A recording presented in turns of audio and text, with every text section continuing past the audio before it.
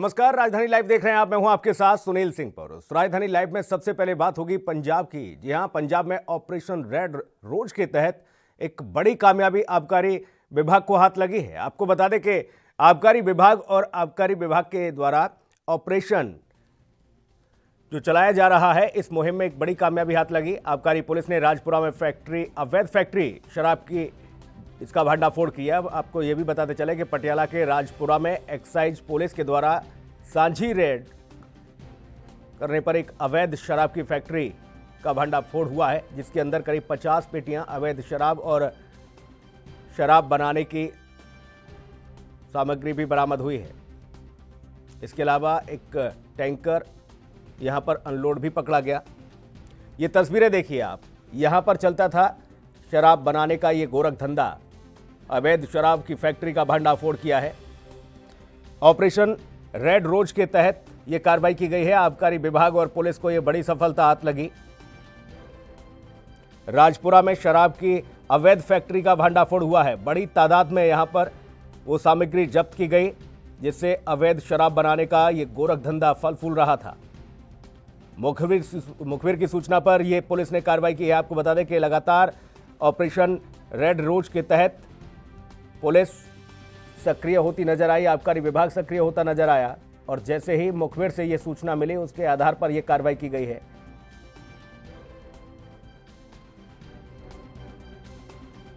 ਸਾਡੇ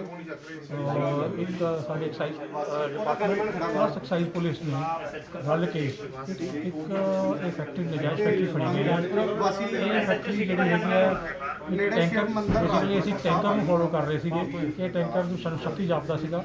ਇਹ ਟੈਂਕਰ ਇੱਥੇ ਫੜਿਆ ਔਰ ਅਨਲੋਡ ਕਰਦੇ ਹੋਏ ਅਸੀਂ ਇਹ ਟੈਂਕਰ ਫੜਿਆ। ਇਹ ਸਾਰੀ ਫੈਕਟਰੀ ਸਾਡੇ ਸਾਹਮਣੇ ਆਈ, ਜਿਹਦੇ ਵਿੱਚ ਇੱਕ ਬੋਤਲ ਭਰਨ ਵਾਲਾ ਯੂਨਿਟ ਵੀ ਫੜਿਆ ਗਿਆ।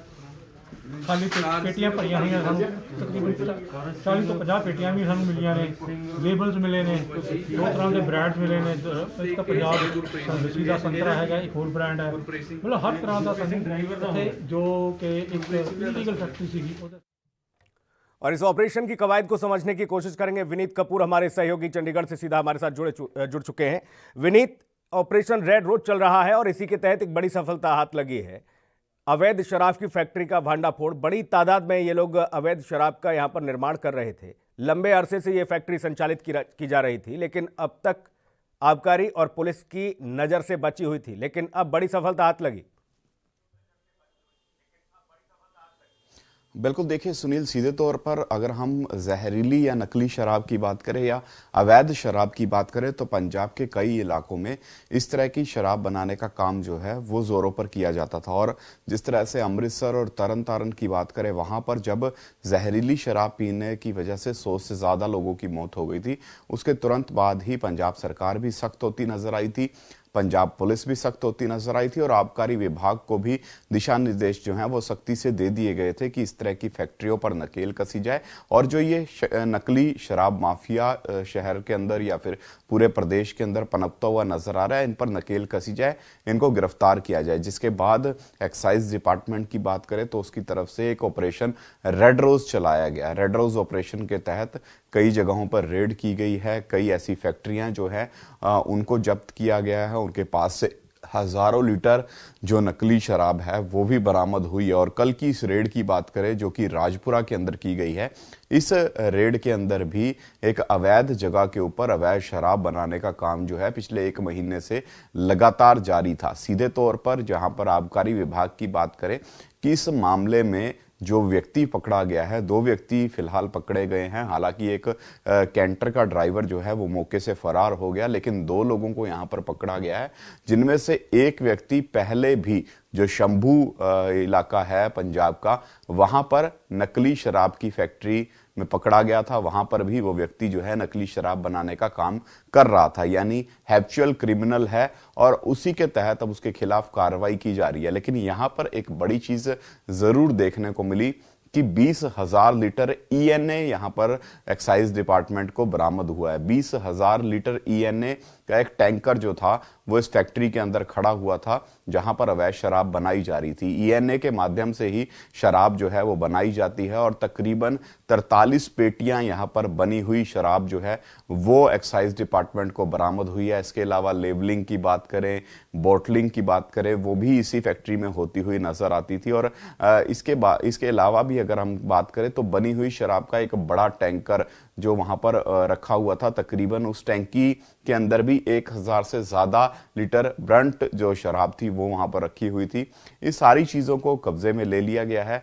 कार्रवाई जो है वो देर रात तक जारी रही है और यहाँ पर एक्साइज डिपार्टमेंट के अधिकारी सीधे तौर पर कह रहे हैं कि रेड रोज के चलते कई जगहों पर वो पहले भी रेड कर चुके हैं, कई मामले दर्ज कर चुके हैं और लोगों से भी वो अपील कर रहे हैं। उन्होंने एक जो कह सकते हैं हेल्पलाइन नंबर भी जारी किया है जिसमें वो लोगों से भी अपील कर रहे हैं कि कहीं पर भी अगर लोगों को पता लगता है कि अवैध शराब की बिक्री हो रही है या कहीं पर भी अवैध शराब बिक रही है तो तुरंत आबकारी विभाग को इसकी सूचना दें। सूचना देने वाले का नाम तक गुप्त रखा जाएगा ताकि इस तरह के दोषियों पर नकेल कसी जा सके, उनको पकड़ा जा सके और लोगों की जिंदगी को बचाया जा सके। कल की रेड भी काफी अहम रेड मानी जा रही है क्योंकि इसमें एक चीज जरूर सुनील देखने को मिली कि इसमें ईएनए जो है वो फैक्ट्री से ही निकलता है और फैक्ट्री प्रॉपर जो आगे शराब मेकिंग कंपनी होती है या फिर फैक्ट्री होती है उसी के लिए ईएनए जो है वो जारी करती है। प्रॉपर कागजी कार्रवाई होती है, रूट तक निर्धारित किया जाता है कि आखिर ईएनए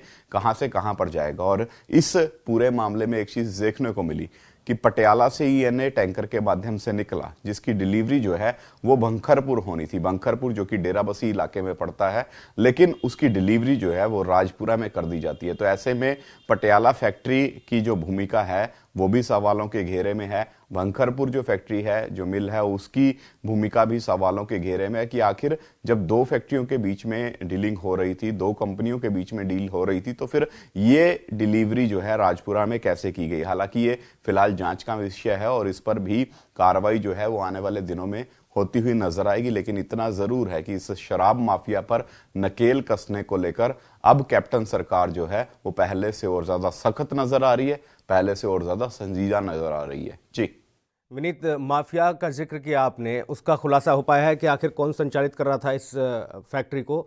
और जो आपने ईएनए का जिक्र किया, ऐसा तो नहीं कि ये इन षड्यंत्रकारियों की भूमिका रही हो जहां से ईएनए निकलता है और जहां उसको डिलीवर होना था, उन दोनों के बीच में ये तीसरा जब एंट्री करता है तो यहाँ से ईएनए भी कोई नकली उसमें टैंकर में भरकर उस दूसरी फैक्ट्री में जा रहा हो, यानी सीधे तौर पर जहर परोसने का काम फैक्ट्रियों के द्वारा हो रहा हो और जो माफिया हैं वो अपना यहाँ जहर तो तैयार कर ही रहे हैं। देखिए, सीधे तौर पर जरूर इसके कई पहलू हैं क्योंकि ईएनए की बात करें सुनील, ईएनए जिस तरह से किसी फैक्ट्री से निकलता है और किसी मेकिंग कंपनी में जाता है, यानी शराब मेकिंग कंपनी में जाता है, तो प्रॉपर उसकी कहीं ना कहीं पूरी कागजी कार्रवाई की जाती है।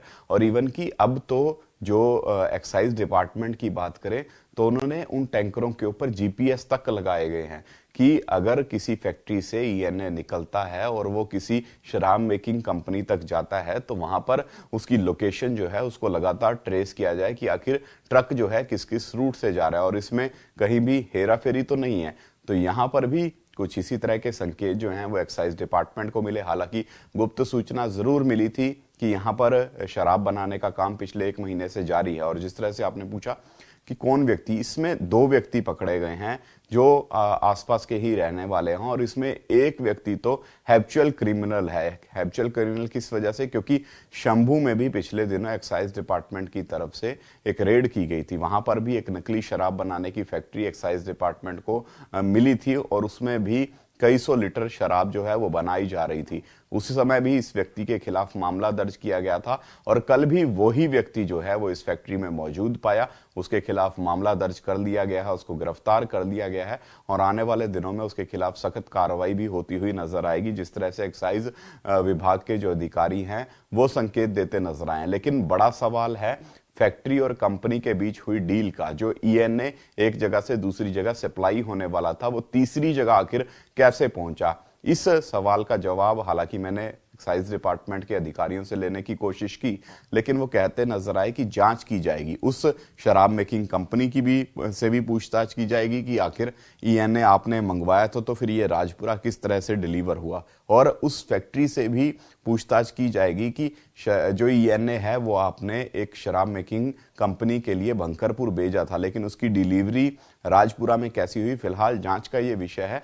जांच के बाद अगर उनकी भी इसमें इन्वॉल्वमेंट पाई गई, कंपनी की भी और फैक्ट्री की भी, तो फिर उनके खिलाफ भी कार्रवाई की जाएगी। इस तरह के संकेत भी एक्साइज डिपार्टमेंट के अधिकारी देते हुए नजर आए। लेकिन हाँ, इतना जरूर है कि पूरे प्रदेश के अंदर जिस तरह से नकली शराब और अवैध शराब बनाने का एक बड़ा माफिया पनपता नजर आ रहा था, अब उसके पैर उखाड़ने का काम जो है वो कैप्टन सरकार जरूर तेजी से पूरा करती नजर आ रही है। जी, तो ये माना जाए कि एक और जहां पर पूरा प्रदेश कृषि कानूनों को लेकर सड़क पर है और सिस्टम के साथ साथ पुलिस प्रशासन भी, सभी की निगाहें सिर्फ इसी मसले पर ज़्यादा टिकी हैं, इसलिए अवैध जो गतिविधियां हैं वो तेज़ी से फली फूली हैं। इसका फ़ायदा उठाया गया राजपुरा में।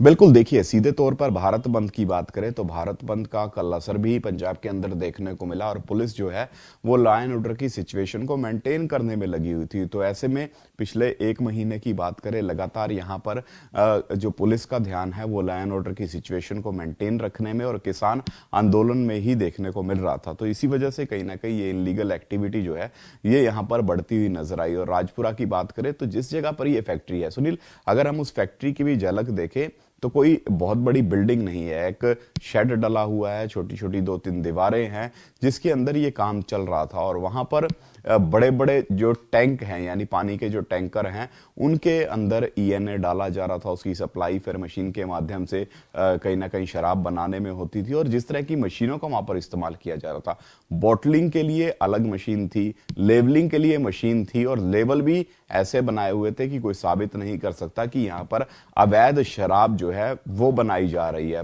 पुलिस को फिलहाल तकरीबन 3100 के आसपास लेवल जो है वो बरामद हुए हैं। कई सौ जो ढक्कन है, जो सील है बोतल्स की, वो वहां पर बरामद हुई हैं, और कई कह सकते हैं कि खाली बोतलें जो हैं वो बरामद हुई हैं। 43 पेटियों के आसपास बनी हुई शराब बरामद हुई है। तो ऐसे में एक बड़ी रेड है, एक बड़ी कार्रवाई है यहाँ पर एक्साइज डिपार्टमेंट की, और एक बड़ी सफलता भी उनके हाथ लगी है। और वो सीधे तौर पर कह रहे हैं कि इस तरह की और फैक्ट्रियों की भी उनको जानकारी मिलती रहती है, समय समय पर वो रेड करते रहते हैं, क्योंकि एक्साइज डिपार्टमेंट की तरफ से शहर के अंदर, प्रदेश के अंदर ऑपरेशन रेड रोज चलाया हुआ है। इस रेड रोज का मकसद ही यही है कि इस जो जहरीली देसी शराब है इसके नेक्सस को खत्म किया जाए और प्रदेश को इसकी गिरफ्त से बाहर निकाला जा सके। जी, सबसे महत्वपूर्ण तो ये कि जो व्यक्ति पहले ही शंभू से एक फैक्ट्री संचालित करने के मामले में आरोपी था, जो जेल में रहा, और उसके बाद फिर वो बाहर निकलता है और फिर इस धंधे को अंजाम देना शुरू कर देता है। ऐसे में कोई बड़ी नज़ीर नहीं पेश की जा सकती इस मामले में, क्योंकि अब यहाँ से ये लोग पकड़े गए हैं, ये माफिया कुछ वक्त के लिए ये भी जाएंगे और उसके बाद जब ये बाहर आएंगे फिर से इसी गोरख धंधे में लग जाएंगे। ऐसे में इस नेक्सस को ख़त्म करने के लिए पूरे तौर पर पंजाब में इस नशे के गिरफ्त से बाहर निकालने के लिए बाकी लोगों को भी और ऐसे माफियाओं को एक कड़ा सबक देने के लिए कुछ और व्यवस्थाएं नहीं की जा रही क्या शासन के द्वारा?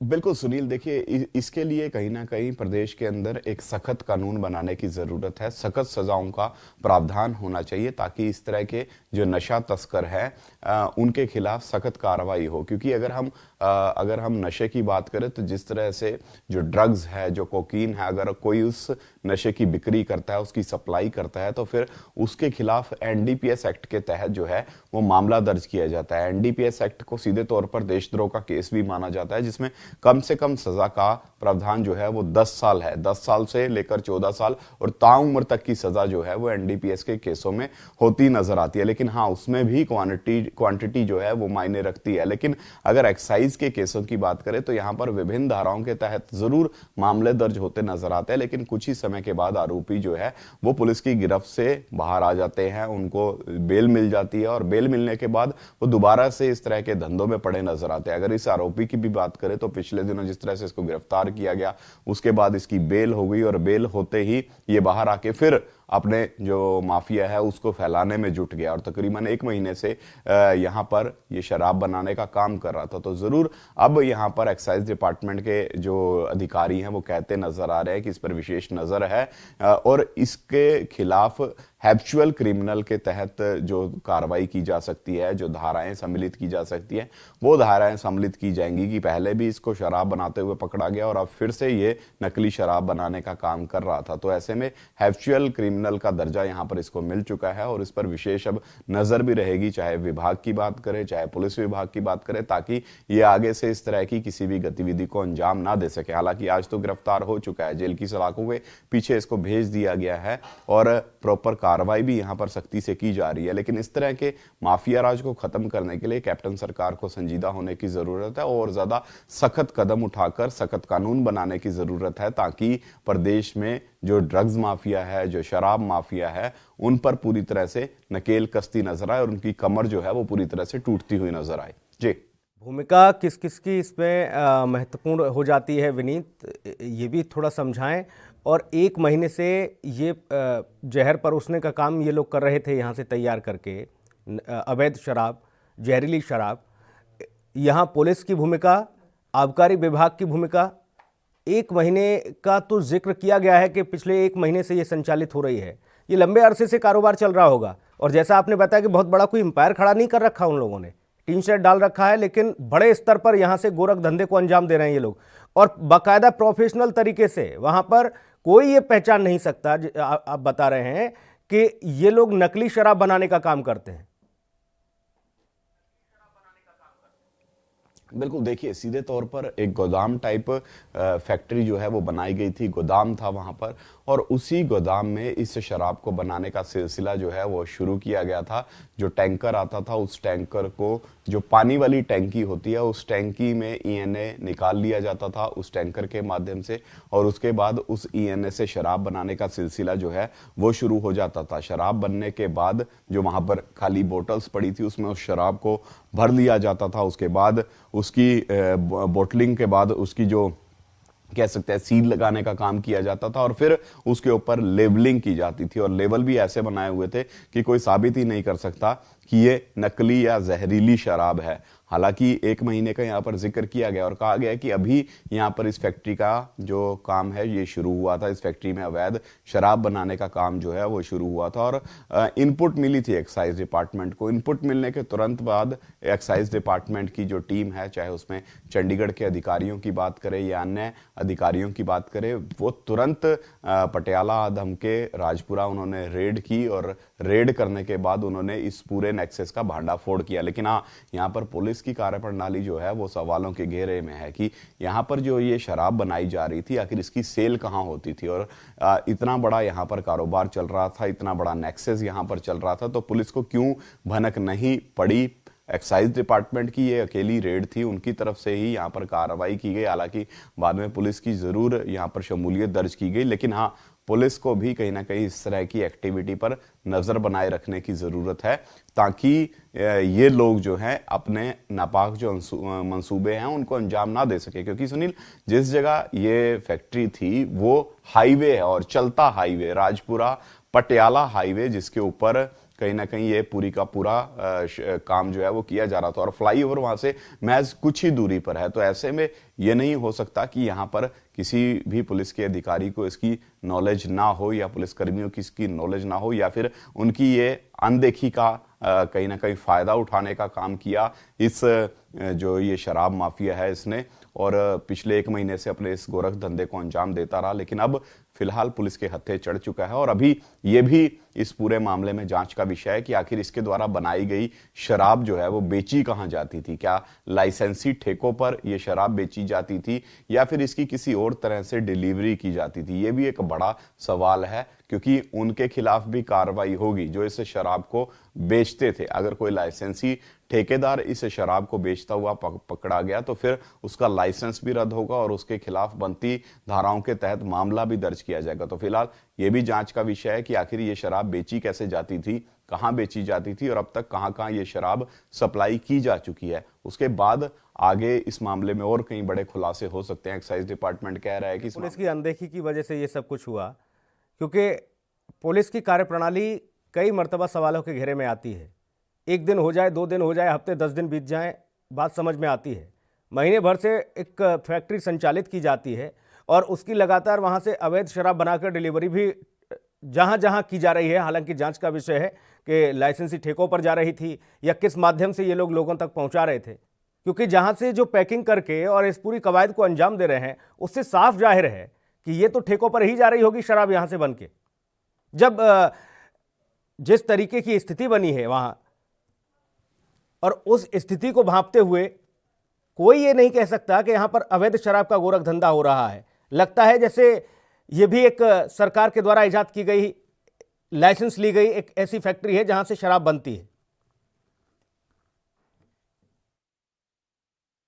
तस्वीर देखने को मिली है जिस तरह से वहां पर बड़े लेवल पर काम किया जा रहा था और एक ही दिन में तकरीबन 43 पेटियां बनाई गई। सीधे तौर पर एक्साइज डिपार्टमेंट के अधिकारी खुद कहते नजर आ एक्साइज डिपार्टमेंट के अधिकारी खुद कहते नजर आ रहे हैं कि शायद एक ही दिन में 43 पेटियां जो हैं वो तैयार की गई और अभी पेटियां बनाने का सिलसिला जारी था, लेकिन वहां पर रेड हो जाती है। तो ऐसे में जरूर एक बड़ा यहां पर नेक्सस था जो पिछले काफी समय से फूलता नजर आ रहा था। लेकिन इसमें अधिकारियों की क्या भूमिका है, पुलिसकर्मियों की क्या भूमिका है, ये जांच का विषय है। जांच के बाद ही इस पर कुछ कहना कहीं ना कहीं ठीक हो पाएगा कि आखिर इसमें किस चीज़ की नेग्लिजेंसी पाई गई, कौन इसके लिए जिम्मेदार है और आखिर 1 महीने से बिना रोक टोक के ये कारोबार यहाँ पर किस तरह से चलता रहा, क्यों इसकी पूछताछ नहीं की गई। क्योंकि कोई बहुत बड़ी फैक्ट्री नहीं है और ऐसा भी कोई बड़ा एरिया नहीं है कि वहां पर इंडस्ट्री बहुत ज़्यादा हो और पता ही ना लगे। बिल्कुल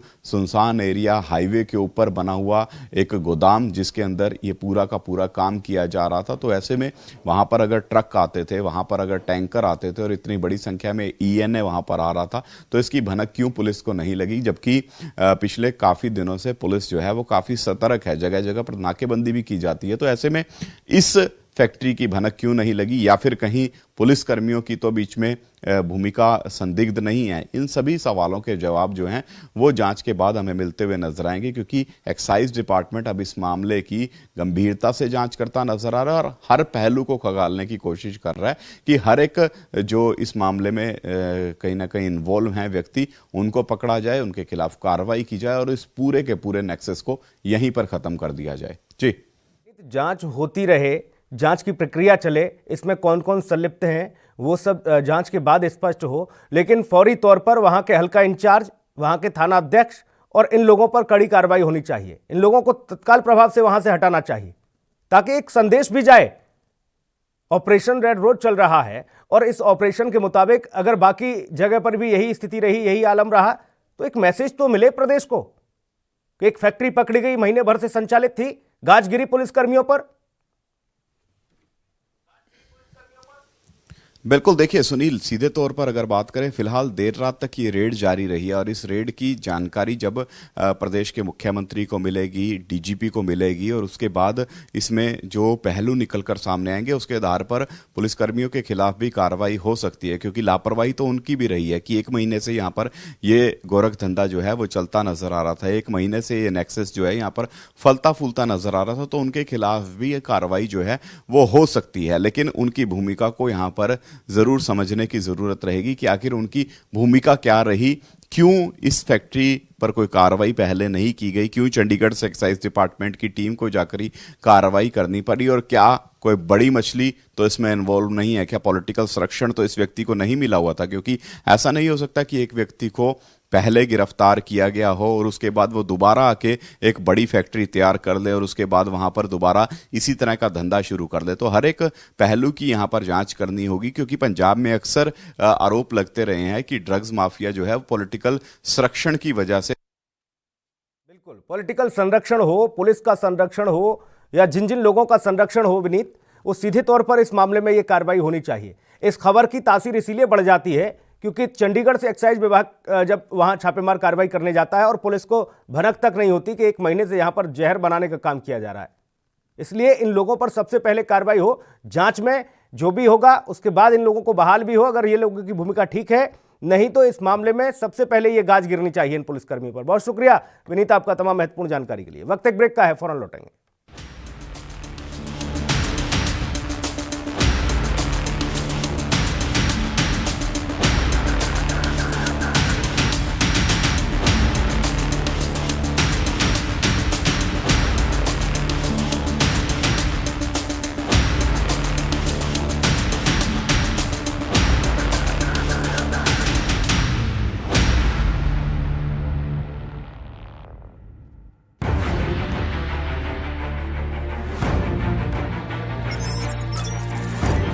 चाहे सियासत की हो या सरकार की, खबर चाहे भ्रष्टाचार की हो या गुनहगार की, दिन भर में क्या रहा देश जगत का हाल, किस मुद्दे ने बनाई किसकी सरकार, रखते हैं हम सब पर नजर, पहुंचाते हैं हम हर खबर। हम हैं ANB न्यूज।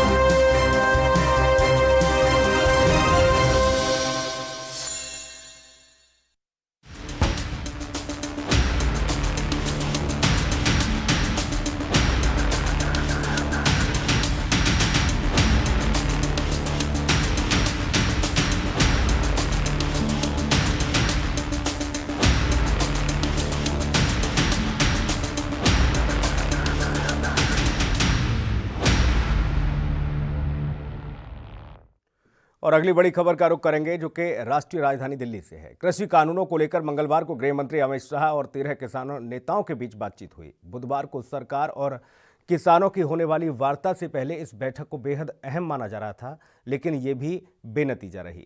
एक ओर जहां पर किसान कृषि कानूनों को वापस लेने की मांग कर रहे हैं, तो वहीं गृह मंत्री ने कृषि से जुड़े तीनों कानूनों को वापस लेने से इनकार कर दिया। अमित शाह और 13 नेताओं की भूमिका के साथ जब ये बैठक हुई, मुलाकात हुई, 2 घंटे चली और बैठक के बाद किसान नेता हनन मुल्ला ने कहा कि सरकार बुधवार को लिखित में प्रस्ताव देगी। किसान सरकार के प्रस्ताव पर दोपहर 12 बजे सिंघू बॉर्डर पर बैठक करेंगे। उन्होंने यह भी कहा कि सरकार के साथ बुधवार को होने वाली छठे दौर की वार्ता भी स्थगित कर दी गई है। हनन मुल्ला ने कहा है कि सरकार कानून वापस नहीं लेगी, ये सरकार ने स्पष्ट कर दिया है।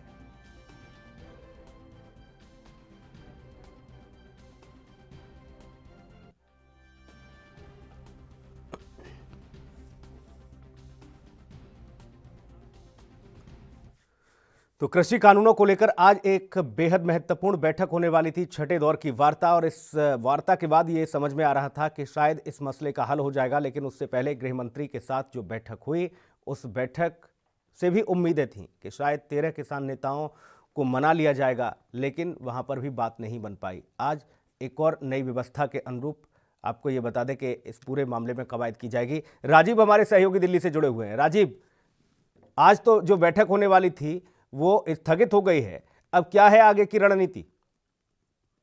देखिए, बिल्कुल पता है, जिस तरीके से सरकार को कहीं ना कहीं किसान झुकाने की कोशिश कर रहे थे। यहाँ तक कि जो कृषि कानून आया था किसानों के विरोध में, वो किसानों को लगता था कि वो बिल उनके लिए नहीं है और वो कानून जो बनाया गया है वो कहीं ना कहीं वापस होना चाहिए। इसी को लेकर लगातार किसान संघर्ष कर रहे थे, सरकार से रूबरू हो रहे थे और बातचीत का दौर भी चल रहा था।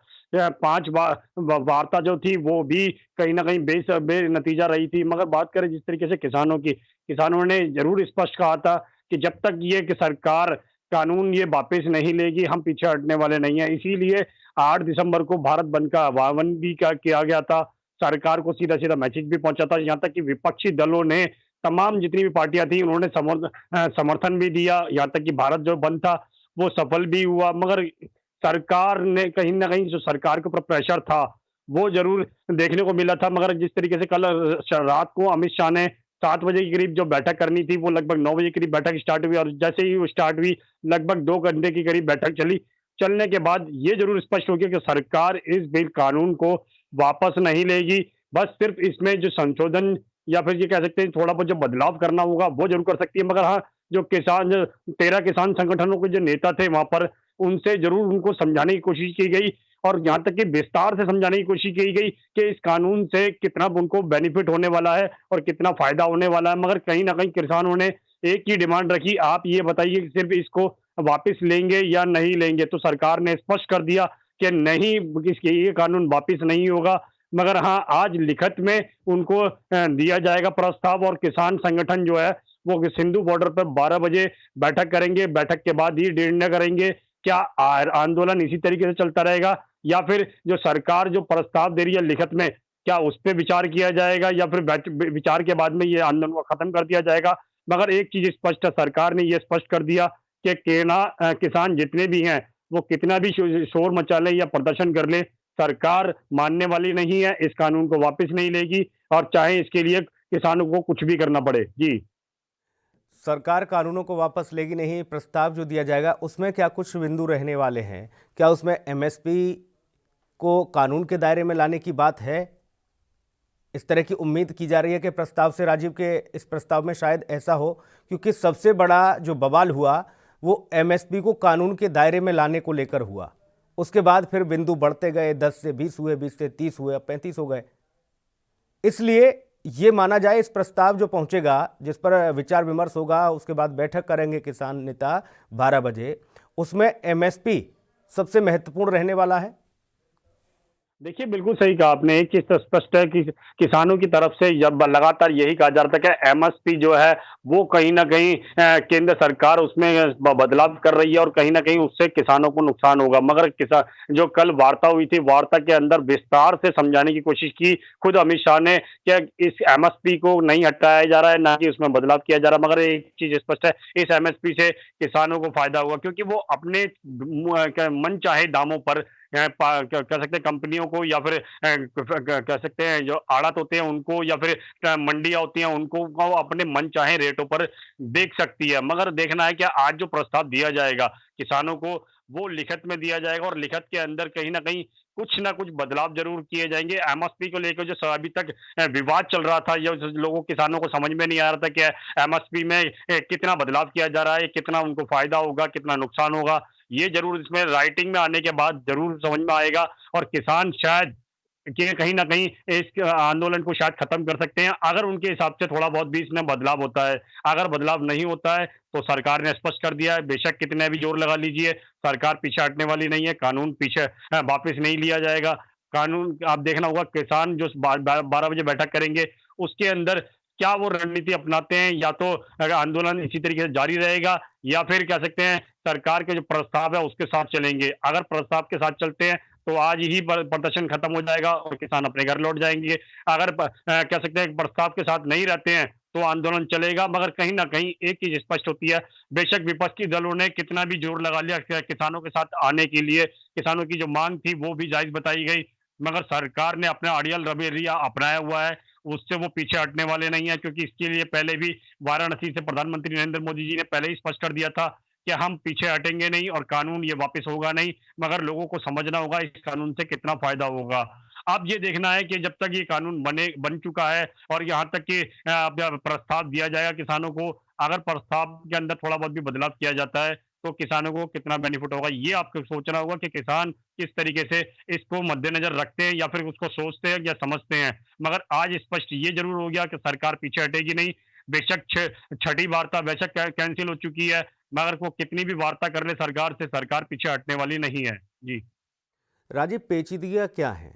एमएसपी पहले से लागू था, लागू है, लागू रहेगा, ये बात रविशंकर प्रसाद से लेकर प्रधानमंत्री से लेकर मुख्तार अब्बास नकवी, स्मृति ईरानी, सब लोग यही तो कह रहे हैं कि एमएसपी से तो कोई छेड़छाड़ है ही नहीं। पेच कहाँ फंसा हुआ है? क्या खतरा सता रहा है किसानों को? देखिए, एक चीज समझनी होगी, यहाँ पे पेज की बात करी तो पेज एक चीज में कहाँ फंसा हुआ है ये समझना होगा सबसे पहले। एमएसपी सरकार ने कहा कि हम एमएसपी को छेड़ नहीं रहे, जैसी थी वैसे ही चलती रहेगी। मगर एक चीज समझना होगा, अगर छोटे लेवल पे समझे हम, जो नॉर्मल इंसान के हिसाब से, अगर किसान अपनी खेतों से डायरेक्ट कंपनियों को फसल बेचते हैं, यानी कि अनाज बेचते हैं, अगर मान लीजिए सरकार ने तय किया हुआ 11 रुपए रेट तय किया हुआ है, अगर वो 20 रुपए के हिसाब से बेचते हैं, तो किसानों को तो बेनिफिट हुआ, मगर उसका नुकसान किसको होगा? ये आम जनता को होगा। क्यों? समझने की जरा कोशिश करेंगे। क्योंकि सरकार, कंपनियां अगर 20 रुपए के हिसाब से भी किसानों से खरीदती है, तो वो कहीं ना कहीं उसकी सफाई, ढुलाई और पिसाई वगैरह करके जब वो पैकेट बनेगा, यानी कि 10 किलो का जो पैकेट बनता है, जो मार्केटों में उतरता है और उसको एक नॉर्मल इंसान खरीदता है, पहले वो 350 रुपए का या 400 रुपए का खरीदा जाता था, 10 किलो का जो पैकेट हुआ करता था, अब वो कम से कम 550 रुपए के आसपास खरीदा जाएगा। तो कहीं ना कहीं उस ग्राउंड लेवल पे उस आम जनता को अब नुकसान होने वाला है। बेशक किसानों को कितना भी एमएसपी के द्वारा समझा दिया जाए कि हाँ उनको बेनिफिट होने वाला है, 11 रुपए की जगह पे आप 20 रुपए बेच सकते हैं, 25 रुपए बेच सकते हैं, 35 रुपए बेच सकते हैं, मगर नुकसान उस व्यक्ति को होने वाला है जो आटा खरीदेगा और 2 वक्त की रोटी खाएगा। आप सोचिए जो 2 इंसान 2 वक्त की रोटी कमाने के लिए कितनी जद्दोजहद करता है, सारा दिन में दिहाड़ी मज़दूरी के हिसाब से काम करता है, और वो ₹550 का या ₹700 का या कह सकते हैं ₹800 का एक पैकेट खरीदेगा, वो कितने दिन रोटी खाएगा और किस तरीके से गुज़ारा करेगा, ये ज़रूर सोचना होगा। जी। राजीव, मैं वही कह रहा हूं कि आम आदमी को तो नुकसान, आम आदमी को तो खैर खामियाजा भुगतना ही पड़ता है। फिलहाल तो सबसे महत्वपूर्ण, देश का किसान भी आम आदमी ही है। वो अपनी फसल कितनी भी सस्ती बेच दे, लेकिन जब उसको आवश्यकता होती है तो उसी फसल को वो औने पौने दामों में खरीदता है, वो लेके आता है बाजार में जो रेट तय किया जाता है। दूसरा कि जब तक एमएसपी की व्यवस्था को कानून के दायरे में नहीं लाया जाता, अभी तो किसानों को, जहां तक मुझे समझ में आया, चिंता इस बात की लग रही है कि अगर सरकार एमएसपी को कानून के दायरे में लाती है तो फिर वो कहीं पर भी लेके जाएगा तो कम से कम किसान एक रौब के साथ, एक रुतबे के साथ कहेगा कि आपको इस रेट में मेरा माल खरीदना है तो खरीदो, मेरी फसल खरीदनी है तो खरीदो, अन्यथा सरकार तो हमें इतना दे ही रही है। ये कानून के दायरे में होगा। अगर जाने की भी व्यवस्था नहीं होगी, एसडीएम ही इस मामले को निपटाएंगे। जब एसडीएम, डीएम ये सब शासन प्रशासन के होते हैं और इनकी कार्यप्रणाली, भूमिका वो सबको समझ में आती है। ये कुछ पहलू हैं, ये कुछ पेच हैं जो किसानों को अब तक खतरा लग रहा है, समझ में आ रहा है। देखिए, बिल्कुल सही कहा आपने। एक चीज़ स्पष्ट है, क्योंकि किसानों को भी खतरा महसूस हो रहा है, आम जनता को भी खतरा महसूस हो रहा है, क्योंकि सरकार जो है सिर्फ पूंजीपति है, कुछ चुनिंदा पूंजीपतियों के लिए सोच रही है। क्योंकि अगर फसल, मान लीजिए किसान मंडियों के द्वारा सरकार ने तय करा हुआ ₹11 रेट, और कहीं न कहीं वो बेनिफिट में बेचने की कोशिश करता है, तो कहीं न कहीं कंपनियाँ फिर भी मोल भाव करेंगी, क्योंकि उनकी क्या फसलें, इसमें इतनी मिट्टी है, इसमें इतने खाद नहीं है, या फिर इसमें ये क्वालिटी का नहीं है, कहीं न कहीं उसके रेट गिराने की कोशिश करेंगे। बेशक किसान चाहे वो ₹20 का बेचने की कोशिश करे या ₹25 का बेचने की कोशिश करे, मगर सरकार कहीं न कहीं जब मंडियों के अंदर जब किसान बेचने जाता है, तो वहाँ पर भी उसके सरकार के चुने हुए रेटों पर नहीं खरीदी जाती है, क्योंकि वहाँ पर भी कमियाँ निकाली जाती हैं, वहाँ पर भी दिक्कतें आती है किसान को, और इसीलिए वो मजबूरी में आकर ₹11 की जगह पर ₹9 या ₹8 में बेचने में मजबूर हो जाता है। क्योंकि उसे पता है, अगर उसके पास 100 किलो यानी 100 क्विंटल उसके पास अनाज है, तो वो कहाँ लेके जाएगा? अपने घर में रख नहीं सकता उसको, क्योंकि उसने वो बेचने के तौर पर ही उपजाऊ करी थी। यानी कि उसने वो मार्केट में इसीलिए लेके आया है ताकि उसे बेचना है, और बेचने के साथ-साथ कुछ पैसा उसको मिल सके, ताकि जो उसने लगाया है खेती पे वो वापस आ सके। मगर जब मंडियों के अंदर जाते हैं, तो मंडियों के अंदर उतने रेट नहीं मिल पाते, चाहे वो सरकार के चुने हुए रेट हों या फिर कहें प्राइवेट चुने हुए रेट होंगे, या फिर सरकार जो कह रही है एमएसपी के द्वारा जब आप अपने चुने हुए रेटों पर बेच सकते हैं। मगर कहीं न कहीं आप दिक्कतें ज़रूर आएँगी, और किसान भी आटा खरीदेगा, रोटी खाएगा, कहीं न कहीं उसको भी दिक्कतें आएँगी। मगर बात करें जिस तरीके से आप ग्राउंड लेवल की, वो सबसे ज़्यादा परेशान होने वाला है, क्योंकि उन लोगों को इतना महँगा खरीदना पड़ेगा, शायद उसका अंदाज़ा अभी भी किसी को नहीं हो रहा है। जी। और राजीव, ये चीज़ तो भूल ही जाए किसान या बाकी आम लोग, किसान जब अपनी फसल खेत में ही वहाँ बेचने के लिए तैयार होगा, तो जो व्यापारी पहुँचेंगे भी, वो कभी भी उनको सरकार का तय किया हुआ रेट तो देते ही नहीं, बाजार में उसकी फसल का उचित मूल्य तो देते ही नहीं। वहाँ जाकर भी तो वो उस भोले भाले किसान को यही समझाते हैं, इसके लिए वारदाना लाना पड़ेगा, आपको ट्रांसपोर्ट करना पड़ेगा, मंडी ले जाएंगे, समय बर्बाद होगा, हम तो आपके घर से खरीद रहे हैं, ₹50 और कम लगाइए, इतना ही खर्चा आपको मंडी ले जाने में पड़ेगा। रेट वही है, अगर 2000 रेट है तो उसको भी 1950 में खरीदने की कोशिश करेगा प्राइवेट वाला। तो ये बात तो भूल जाए किसान कि उनको अच्छा दाम मिलेगा, कभी नहीं मिल सकता। और इसीलिए यही खतरा सबसे ज़्यादा सता रहा है, क्योंकि एमएसपी अगर कानून के दायरे में रहेगा तो कम से कम किसान को वो वाजिब दाम तो मिलता रहेगा जो सरकार ने तय किया है। देखिए, यहाँ पर एक चीज़ समझनी है, बहुत चीज़ साफ सीधी बात है, क्योंकि जिस तरीके से किसान सोचे कि अगर वो मंडी में ले जाएगा तब भी उसका किराया लगेगा, क्योंकि ट्रांसपोर्ट जाएगा, क्योंकि ट्रॉली ट्रैक्टर में भर के वो लेके जाएगा मंडी तक, मंडी में फिर बेचेगा, बेचने के बाद में उसकी जो फसल है, यानी कि उसका जो धान है या फिर गेहूं है, वो कितने रेट पे जाएगा, क्योंकि सरकार के चुने हुए रेट पे आज तक नहीं बिकता आया, इसीलिए किसान कहीं ना कहीं खुदकुशी करता हुआ आ रहा है। और वो भी बात करें आप मंडियों की, प्राइवेट सेक्टरों की, प्राइवेट सेक्टर जब उसके खेतों तक आएगा खरीदने के लिए, तो उसको पता है कि उसके पड़ोसी ने किस क्वालिटी का गेहूं बेचा है, बोया है, और किस क्वालिटी में बेच रहा है, ना को उसको पता लग पाएगा। सिर्फ डायरेक्ट कंपनी बात करेगी उससे, उसके खेतों से ही, कि आप है बस हम डायरेक्ट अपनी ट्रक लेके आएंगे और यहीं से भर लेंगे, आपका तो किराया बच रहा है, बल्कि हम हमारे को कुछ ना कुछ बेनिफिट होना चाहिए, ना कि हम आपसे क्यों खरीदें, हम किसी और से ना खरीद लें। ये कहीं ना कहीं मूल भाव का जो प्रक्रिया है ये अपनाई जाएगी, और यहाँ पर किसानों को नुकसान होगा। मगर बात करें जिस तरीके से सरकार के अंदर कह सकते हैं कानून के दायरे के अंदर एमएसपी को लाने की, अगर एमएसपी को सरकार का कानून के दायरे में लेके आती है तो कहीं ना कहीं किसानों को फायदा हो सकता है। मगर अभी भी सरकार ने स्पष्ट कर दिया कि एमएसपी को छेड़ा नहीं जा रहा, यानी कि जैसे पहले चल रहा था सिर्फ वैसा ही चलता रहेगा। कहीं ना कहीं किसानों को भी पता है पहले भी नुकसान हो रहा था और आज भी नुकसान होगा, और आने वाले टाइम के अंदर भी किसानों को ही नुकसान होगा। मगर इसमें पिसेगा वही, किसान पिसेगा, जनता पिसेगी, सरकार को कोई नुकसान नहीं होने वाला, क्योंकि सरकार अपने टैक्स देख रही है, अपने पूंजीपतियों के बारे में सोच रही है, जहां से उनको पार्टी फंड के नाम से मिलने वाला है या फिर कहें सरकार के टैक्स के रूप में मिलने वाला है, तो कहीं ना कहीं सरकार को तो क्या कुछ बिंदु रहने वाले हैं उस प्रस्ताव में, क्या अहम रहने वाला है, और उस प्रस्ताव पर विचार करके क्या ये आंदोलन स्थगित होगा, किसान वापस लौटेंगे, वो इस प्रस्ताव के माध्यम से चीज़ों को बताएंगे, समझेंगे कि वाकई में ये जो प्रस्ताव आया वो उनके मन मुताबिक, या फिर इस प्रस्ताव में और भी कुछ पेचीदगियाँ होंगी जो कि ये आंदोलन और उग्र होगा। बहुत शुक्रिया तमाम महत्वपूर्ण जानकारी के लिए राजीव। अगली खबर की बात करेंगे, और खबर महाराष्ट्र से है। आपको बता दें कि महाराष्ट्र में कोरोना का कहर जारी है। सरकार ने जरूरी दिशा निर्देश जारी कर दिए हैं। 24 घंटे की अगर बात की जाए तो पिछले 24 घंटे में तकरीबन 4000 से ज़्यादा नए मामले दर्ज किए गए हैं। ऐसे में कोरोना वैक्सीन को लेकर भी तैयारियां चल रही हैं। हर एक राज्य अपने स्तर पर तैयारी कर रहा है, लेकिन आपको ये बता दें कि कोरोना के कहर को लेकर अभी भी गंभीरता सरकार के द्वारा हालांकि बरती जा रही है। लोगों को लगातार शासन प्रशासन एडवाइस दे रहा है और एडवाइजरी जारी की जा रही है कि इस पूरे मामले में अभी लापरवाही न बरती जाए। लेकिन हालांकि लोगों के चेहरे पर मास्क नज़र जरूर आ रहे हैं। इसके अलावा आपको ये बता दें कि कई बार इस तरह की भूमिका देखी जाती है जहां पर बाज़ारों में सीधे तौर पर भीड़ भाड़ रहती है और वहां लोग सोशल डिस्टेंसिंग का पालन नहीं करते हैं। कोरोना महामारी अभी ख़त्म नहीं हुई है और इस महामारी ने चिंताएं फिर से बढ़ा दी हैं, क्योंकि जैसे जैसे सर्दी बढ़ती जा रही है, जैसे जैसे ठंड का मौसम बढ़ रहा है, उसी हिसाब से कोरोना के आंकड़े भी बढ़ते जा रहे हैं। हालांकि सभी राज्यों के साथ पूरा देश इस तैयारी में है कि जल्द से जल्द इस कोरोना महामारी पर रोक लगे, इस वायरस से निजात मिले।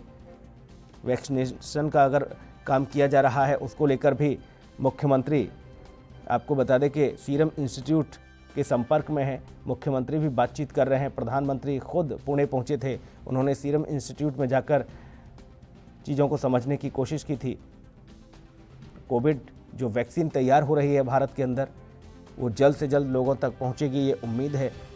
और इसको लेकर प्रधानमंत्री भी राज्यों के मुखियाओं से बातचीत कर चुके हैं। लेकिन फिलहाल महाराष्ट्र में कोरोना के आंकड़े चौंकाने वाले फिर से सामने आ रहे हैं। तेजी से ये मामला बढ़ता जा रहा है। सत्यप्रकाश सोनी हमारे सहयोगी सीधा मुंबई से जुड़े हुए हैं। सत्यप्रकाश, महाराष्ट्र में कोरोना के आंकड़े दिन प्रतिदिन बढ़ते जा रहे हैं। हालांकि ये कहा भी जा रहा है कि जब तक दवाई नहीं तब तक ढिलाई नहीं। बावजूद इसके अभी भी स्थिति तो वही, बाजार खुल चुके हैं, मॉल खुल चुके हैं। कई मरतबा ये देखने को मिल रहा है चेहरे पर मास्क नहीं है, सोशल डिस्टेंसिंग नहीं है। क्या कुछ और जरूरी दिशा निर्देश शासन प्रशासन की ओर से जारी किए जा रहे हैं? देखिए सुनील, अनलॉक 5 के तहत मुंबई में लगभग सारी चीजें जो है खुल चुकी है। महज ट्रेन जो है मुंबई की लोकल ट्रेन है, उसके लिए जो है आम जनता के लिए अनुमति सरकार ने नहीं दिया। लेकिन उसके बावजूद आप आलम देखेंगे तो आपको ऐसा एहसास ही नहीं होगा कि मुंबई बंद। दूसरी तरफ आपको बता दें कि लगातार जिस तरह से महाराष्ट्र सरकार कोरोना को लेकर जद्दोजहद कर रही है, वही आम जनता तमाम तरह की लापरवाहियां बरत रही है। वो बाहर निकलते हैं तो मास्क नहीं लगाते हैं, बाहर निकलते तो सैनिटाइजर भूल गए हैं। तो तमाम चीजें हैं जो सरकार भी अभी भी लगातार ये कर रही कि आप अपनी जिम्मेदारियों के तहत रहिए, क्योंकि कोरोना अभी गया नहीं है। जरा सी गलती जो है काफी नुकसान कर सकती है। हालांकि मौत के आंकड़े में जरूर कमी आई है, लेकिन कोरोना अभी कम नहीं हुआ। लगातार कोरोना की संख्या जो है बढ़ती जा रही है। रिकवरी रेट की अगर बात की जाए तो सत्यप्रकाश, रिकवरी रेट में तो अच्छा खासा इजाफा हुआ और जिन लोगों को कोविड की जो चपेट में आ रहे हैं वो रिकवर भी हो रहे हैं। और एक अच्छी खबर ये भी है कि अब मौत का जो आंकड़ा है वो कहीं ना कहीं थमता हुआ नज़र आ रहा है। जिस हिसाब से पहले रेशियो बढ़ रहा था, जो आंकड़े बढ़ रहे थे, उसमें विराम लगा है। लेकिन ये महामारी ख़त्म नहीं हुई है, ख़तरा अभी टला नहीं है। वैक्सीनेशन की अगर बात की जाए सत्यप्रकाश, तो वैक्सीनेशन को लेकर मुख्यमंत्री सीरम इंस्टीट्यूट से संपर्क में हैं, प्रधानमंत्री भी पुणे पहुंचे थे। इस बीच किस तरह की और तैयारियां की जा रही हैं, इसको लेकर किस तरह से शासन प्रशासन को आदेश दिए जा रहे हैं कि वैक्सीनेशन, चूँकि उम्मीद है कि जल्द से जल्द आने वाला है, वैक्सीन आने वाली है, और उसको डिस्ट्रीब्यूट करने के लिए, लोगों को टीकाकरण करने के लिए युद्ध स्तर पर काम होगा। देखिए, महाराष्ट्र सरकार ने सबसे पहले आपको बता दें कि जो वैक्सीनेशन का दायरा है वो बढ़ाते हुए 2 जगहों, जो मुंबई के 2 ठिकानों पर जो है रिजर्व करने का जो है प्रावधान किया है। 2 जगह जो है उसको रिजर्व किया जाएगा। उसके बाद एक कमेटी बैठाई जाएगी, कमेटी में निर्णय लिया जाएगा कि सबसे पहले किसको वैक्सीन देना है और किस लेवल तक देना है। तो तमाम चीजें जो बाहर आने वाली, लेकिन ये भी जानकारी मिल रही है कि अब आने वाले अगले हफ्ते में जो है वैक्सीन आ सकती है मुंबई में, और इस तरह के जो डिस्ट्रीब्यूशन को लेकर तमाम तैयारियां हैं। और लेकिन महाराष्ट्र सरकार के मुख्यमंत्री लगातार निगरानी में रखे हुए, जहां वैक्सीन रखा जाएगा वहां किस तरह की सुरक्षा मुहैया करवाई जाएगी, किस तरह का वहां का वातावरण रहेगा, टेम्परेचर रहेगा, वो तमाम चीजें वहां पे जो है निगरानी में उनकर चल रही है। दूसरी तरफ आपको बता दें कि जिस तरह से आपने कहा कि रिकवरी रेट, मुंबई महाराष्ट्र का रिकवरी रेट करीब 94%, जो बेहद अच्छा माना जाएगा। वहीं दूसरी तरफ अगर डेथ रेट की बात करें तो महज 1% डेथ रेट है। तो कहीं न कहीं पूरे मामले में इजाफा जरूर हुआ है, लेकिन लोगों को अपनी जिम्मेदारियों के तहत जो है रहना होगा जब तक वैक्सीन नहीं। हालांकि ये भी कहा जा रहा है कि वैक्सीन लेने के बाद भी जो है मास्क और सैनिटाइजर छूट नहीं सकता है। मतलब अब मास्क और सैनिटाइजर जो है अंग का एक हिस्सा बन जाएगा। बिल्कुल, ये आपकी ज़िंदगी में शुमार हो गया। मास्क और सैनिटाइजर के साथ आपको सोशल डिस्टेंसिंग का भी ध्यान रखना होगा। बाज़ारों में या फिर बाकी भीड़ भाड़ वाली जगहों पर आपको सोशल डिस्टेंसिंग का पालन करना होगा, ताकि आप उस ख़तरनाक वायरस को अपने घर न लेकर आएँ। लेकिन सत्यप्रकाश, जो आपने बताया कि मुंबई लोकल जो लाइफलाइन कही जाती है मुंबई की, उसको लेकर किस तरह की जद्दोजहद चल रही है। हालांकि इसके लिए सीधे तौर पर केंद्र से अनुमति लेने की आवश्यकता है सरकार को, लेकिन सरकार की तैयारी किस तरह की है? देखिए, रेलवे प्रशासन जो है आम जनता के लिए मुंबई लोकल की सफर की जो अनुमति वो देने के लिए बिल्कुल तैयार है, लेकिन राज्य सरकार यानी कि उद्धव की महाविकारी सरकार जो है अभी तैयार नहीं है, क्योंकि जिस तरह से शुरुआती दौर में देखा जा रहा था कि कोरोना काफी कम हो रहा है, उसके बाद से फिर अचानक जो है दिल्ली के जो वृद्धि हुई है उसको लेकर जो है मुंबई में अलर्ट जारी किया गया। उसके बाद मुंबई में जो लोकल थी उसको भी जो गाइडलाइन बनाई गई थी उसको भी रद्द करते हुए मना कर दिया गया कि फिलहाल अभी जो है अगले निर्णय तक जो है मुंबई लोकल का सफर जो आम जनता के लिए नहीं खोला जाएगा।